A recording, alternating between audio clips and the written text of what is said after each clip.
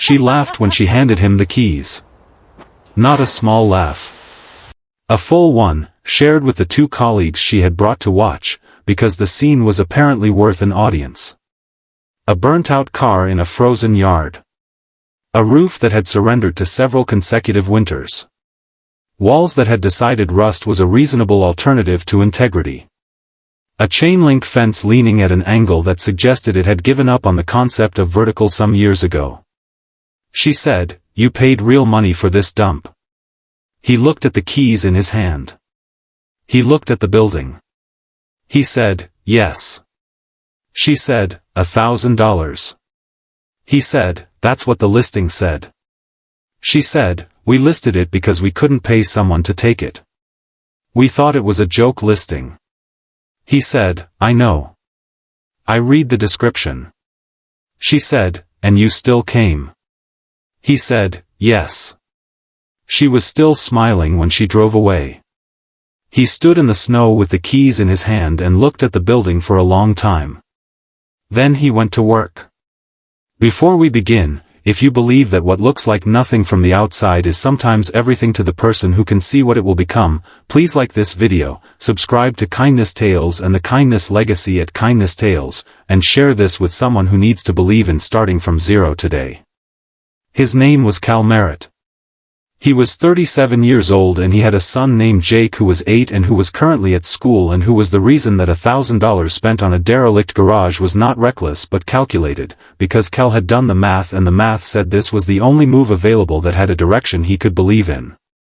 He had been a master auto restoration specialist for 12 years. He was genuinely exceptional at it, the kind of exceptional that other specialists recognized and that customers drove 4 hours to access.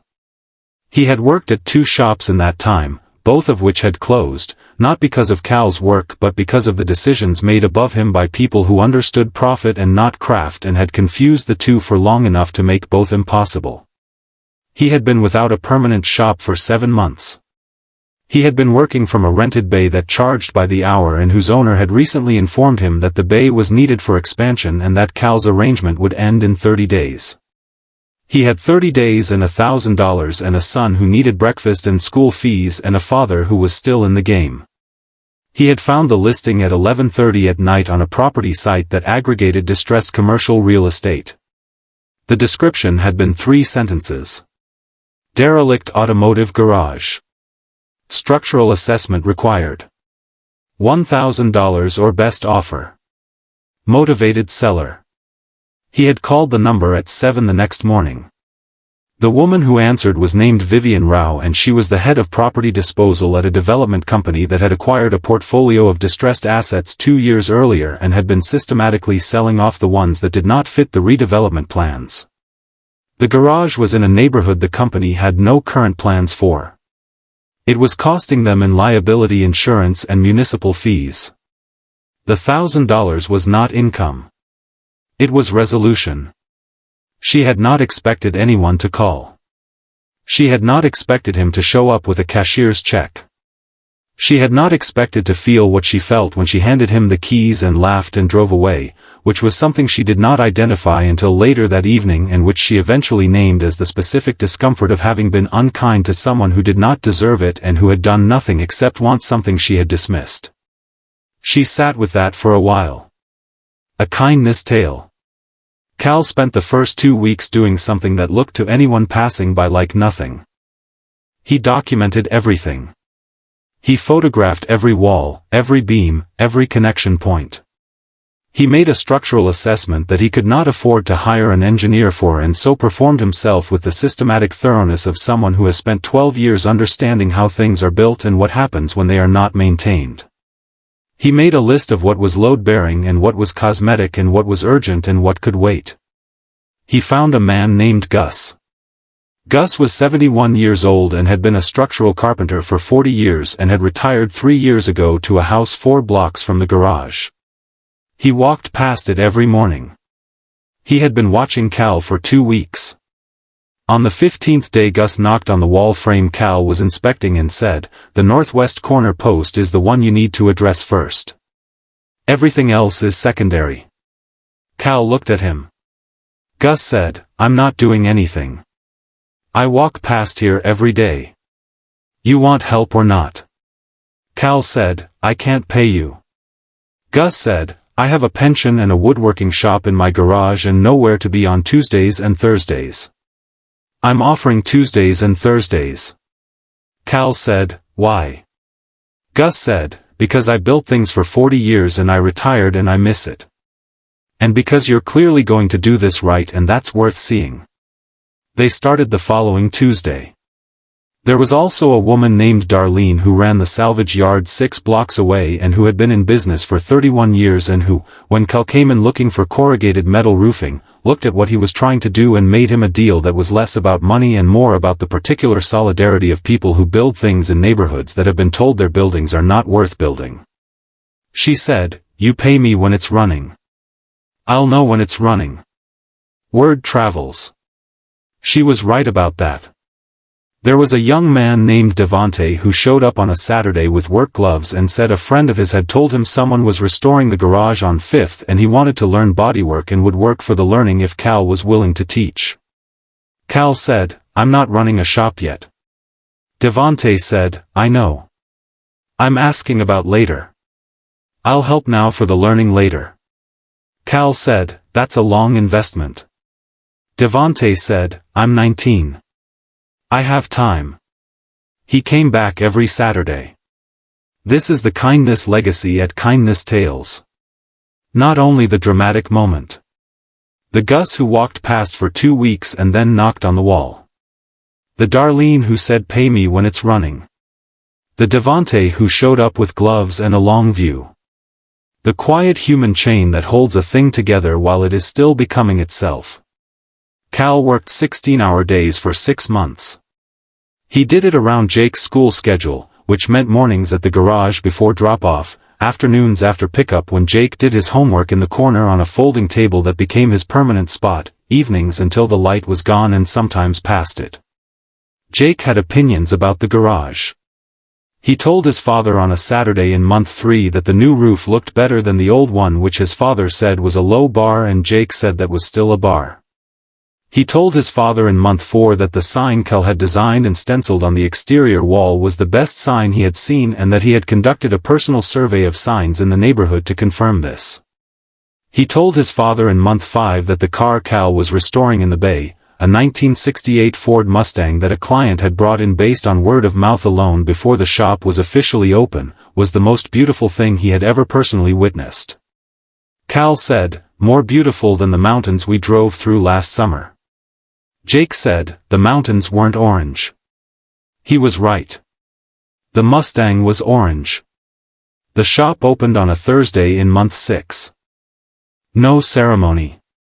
Cal unlocked the bay door and the first client drove in at 8 in the morning with a 1971 Chevelle that needed full restoration and a budget that told Cal the referral network had been speaking well of him. By the end of that first month he had 4 active projects and a waiting list. By the end of month 3 he had brought Devante on formally and was paying him properly and teaching him everything Gus had taught Cal and everything 12 years of mastery had accumulated. By the end of month 6 the building that Vivian Rao had listed for $1,000 because she couldn't pay someone to take it had become the most talked about restoration shop in the region. Word travels. Darlene knew before Cal called her. She said, I heard. He said, I told you I'd pay when it was running. She said, come by Tuesday. We'll work out what's fair. He came by Tuesday. They worked out what was fair.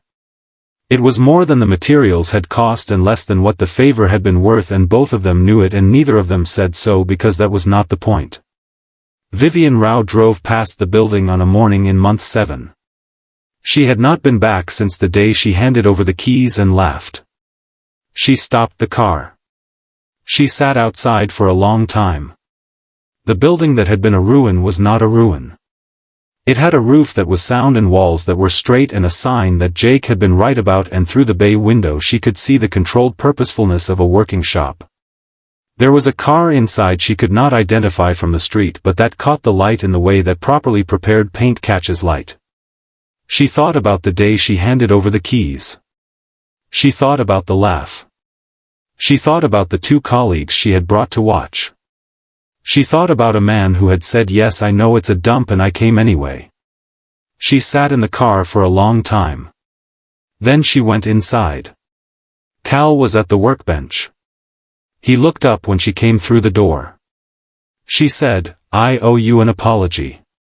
He said, "You don't have to." She said, "I do." I laughed. "I brought people to watch. I treated a transaction that was serious to you as entertainment for me. That was wrong and I've thought about it more than I expected to." He said, "You sold me the building." She said, "For a price that communicated what I thought it was worth." He said, "It was worth exactly what I paid. I knew that when I called." She looked around the shop. The organized tool walls. The workbench. Devante in the far bay prepping a door panel with a focus that communicated he had been taught by someone who cared about the details. The Mustang finished in orange near the entrance, waiting for collection. She said, "How did you know?" He said, "Because I could see what it was going to be. That's the job. You look at something broken and you see what it was and what it can be again. That's not optimism. That's a skill." She said, "The same skill you use on the cars." He said, "Same skill. Different material." She said, "I have 12 more properties in this neighborhood I can't move. Similar condition or worse." He said, "I know. I looked at the portfolio listing when I found this one." She said, "You're interested?" He said, "Not in 12 more garages. I have one. What I'm interested in is whether the neighborhood has other people who have a use for a distressed building and the skill to see what it could become." She said, "What are you proposing?" He said, "I'm not a developer. But I know people. Gus the carpenter. Darlene at the salvage yard. Devante who is going to open his own shop in 4 years if I teach him right. There's a woman 2 streets over who makes furniture and works out of her kitchen because she can't afford a proper workshop. There's a guy I restore cars with sometimes who does motorcycle builds and has been working out of a shared space that's about to close." He said, "You have 12 buildings and I know people who could use them. The same way I use this one. Cheap entry. Real work. Actual result." She said, "You're describing a program." He said, "I'm describing a conversation. The program part would be yours to figure out if you wanted to." She looked at the Mustang in the orange light. She said, "The laugh. Does it bother you?" He said, "It bothered me for about 4 days. Then I had too much work to do to keep being bothered." She said, "That's a very efficient emotional process." He said, "I have a son. Efficient is a requirement." She said, "He comes here after school." He said, "Every day. The folding table is his." She looked at the folding table in the corner with the homework on it and the pencil case that had cartoon figures on it and the particular evidence of a child who has been coming to the same place long enough that it has become his place too. She said, "He must see something worth seeing." He said, "He told me once that the garage smells like something important." She said, "What does that mean?" He said, "I think it means it smells like work. Like things becoming what they're supposed to be." She said, "I think he's right." He said, "I know." She left with his number and 3 pages of notes. 4 months later the first referral from Vivian's program moved into a building 2 streets over. A woman named Rosa who made furniture out of reclaimed wood and had been working from her kitchen for 3 years. Vivian had offered her the building at a similar price with a similar understanding and Rosa had taken it with the focused certainty of someone who had been waiting for exactly this. Gus went to help her on Tuesdays and Thursdays. The neighborhood was becoming something. Not because of a plan. Because of a $1,000 building and a man who could see what broken things were going to become and a woman who had laughed and then sat in her car and then gone inside to say so. And a carpenter who knocked on a wall. And a salvage yard owner who said pay me when it's running. And a 19-year-old who showed up with gloves and a long view. And a boy who said the garage smells like something important. He was right. It does. If this story stayed with you, please like this video, leave a comment, and share it with someone who needs it today. Subscribe to Kindness Tales and join the Kindness Legacy at Kindness Tales for more stories of quiet vision, unexpected community, and the people who see what broken things can become. Because the most valuable thing is not always the most expensive thing. Sometimes it's the thing nobody wanted. And the person who could see it clearly enough to pay $1,000 for the chance to prove it. Welcome to the Kindness Legacy. We are so glad you are here.